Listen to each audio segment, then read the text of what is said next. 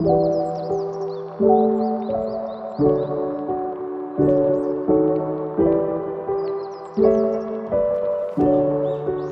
going on YouTube? It's your girl Rose and I am back with another video. And if you have not, make sure you like and subscribe my freaking channel. But anyways, make sure you like and subscribe to the channel because I be having some amazing things to say. But today I don't even know how long this video is gonna be, but it's just something I discovered, y'all. I am a true hippie at heart. Okay.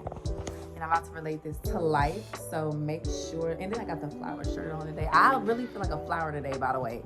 But so I don't know who needs to hear this video or whatever, but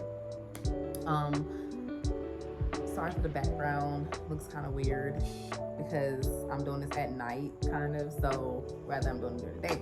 But anyways, so y'all, I was 10 years old when I found out I'm a fucking flower. Like, I'm really a flower. We're all flowers, like down to the eating, even our body taking in the sunlight, being able to drink chlorophyll, and chlorophyll is fucking plant blood, guys. We're flowers. Isn't that exciting? But what I want to say, and I don't know who needs to hear this, in order for you to really, really heal and really, really get to becoming, I don't even want to say becoming, in order for you to heal yourself and to be able to maintain yourself through your journey, is to treat yourself like a flower. What do you do with flowers when you see parts of it, of the leaves and the stems getting old? You cut it because it's old, so new can come in. So with that being said, when you relate it to life, sometimes we have to cut out those old things, those old habits, those old people, in order for us to bring out the new in us. And we have to do that. Because how do you want better for yourself and better for your life if you always have the old things and people around you that was slowing down your progress and your process?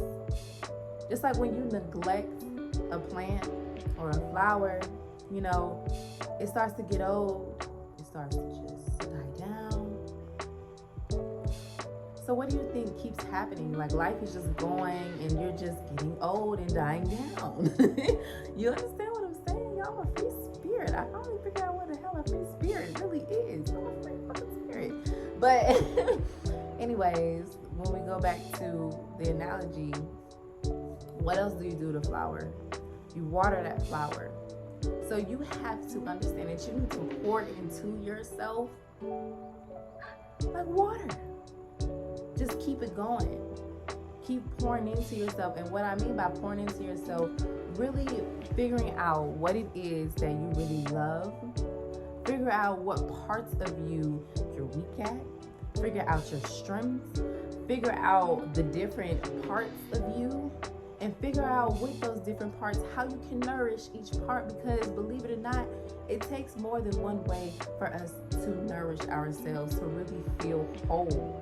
And I'm understanding that now going through my journey as well, because sometimes I'm like, okay, overall I feel fine, but something somewhere in me is feeling a little ways. And that's when I do my most shadow work or my self-reflection, because there's some area or some part of me that I'm not really tending to, and I need to tend to that.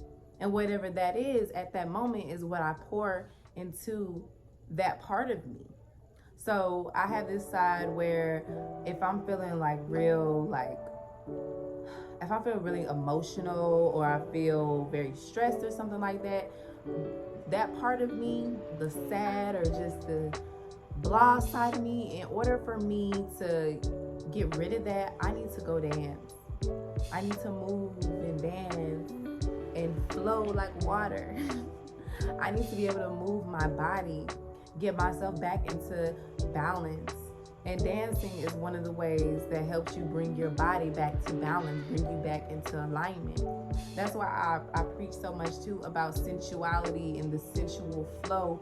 When you move your hips, it's not something that's just sexual to be sexual. It's really energy. You're really transmitting that energy when you go in circular motions, when you go back and forward. You're really working your womb area. You're getting your creativity going. Like, that's what sensuality is, and just moving your sacred energy and staying in tune and aligned with yourself. Because as women, that sacral chakra, that creativity, we need to live in that. Like, we really need to live in that. And it's very feminine, it's very soft. Whenever you're doing womb work, you gotta handle it with care, And we are women. We are flowers. We're women. Trying my thing about to come apart, but back to my flower. You're a flower, baby. You're a flower. You're a fucking flower. Like, seriously, and it's amazing too. It really is. So even after you've done cut off the old pieces of you, you've watered yourself, you have to put it out into the sun. You put the flower into the sun. You let the flower get sunlight, that energy, y'all. That energy is for us as melanated beings, y'all. We need that sun. We are one with nature, like literally, we are one with nature. Why do you think they say, especially as for women, we get our best healing when we are in nature, y'all? That's us, literally. Roots, veins, blood, water. Like, it's the flow of us, the rivers, the veins, the vessels everywhere, arteries, all of it. Your hair, the trees, the bushes. Even when you got locks, the little vines, you ever see trees? Really look at nature. It looks just like us.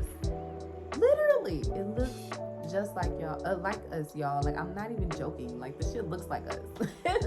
But I'm bringing this analogy here because it's something that I'm really discovering within my journey, and I feel like I need to share it with my beautiful beings, because when we start treating ourselves like that, then we get to change our family, breaking these generational curses that are just loops on top of loops, just the same cycle. When we start breaking these generational curses, y'all, and just feed into our community with the positivity and the right knowledge of things, y'all, we're so powerful. I don't know why us as a community don't know that we are so powerful, y'all. And I go back to this so much because I want to just give an example of how powerful we really are and how much this really could mean to our community. And for example, every time I'm on social media and I see the 500 men marching somewhere, y'all, Black men are so powerful. We are so powerful, men and women. And for us to not know that, like, just imagine you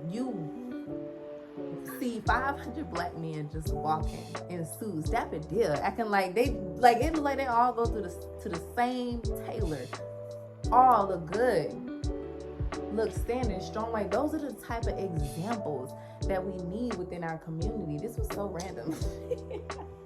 But it made me think, because we as a community are the only people who don't really know ourselves. Like, we don't like, why is it every ethnicity wants to study who we are, wants to copy who we are, but yet we don't know that we are these amazing people? This like blows me. It really, really blows me. And in order for us to change community and be this advocate for Black love, because y'all know I am pro-Black. That was so ghetto. That was so ghetto.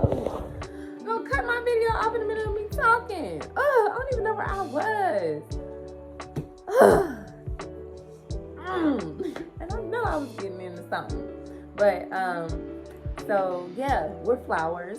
Look at my one little lock trying to do what it do. But we're flowers. We're amazing. You have to know that you are amazing, y'all. We are these just beautiful, beautiful creatures and beautiful, beautiful beings. Life is full of happiness, peace, and love if you just change your perspective on things. Literally. What's taking some time to yourself and really looking at where you are and what's going on around you? How hard is it to do that? Or what's hard about it? I don't know why people are so scared to face themselves and face their reality. But once we get to a point of where that is normal, a lot can happen. Literally, a lot can really happen.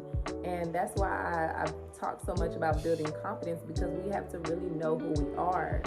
And with me being a healer and a creator, like I look at things a lot deeper, and it gets so deep. And that's why I advocate so much about eating the right things, like plant-based things, because in order for you to really understand where I'm coming from, you have to be here. Like, and not in like a cocky way or a way of I'm above you, but it's like until you get to this point right here, you won't be able to understand what I'm saying. And it's like, because it's some things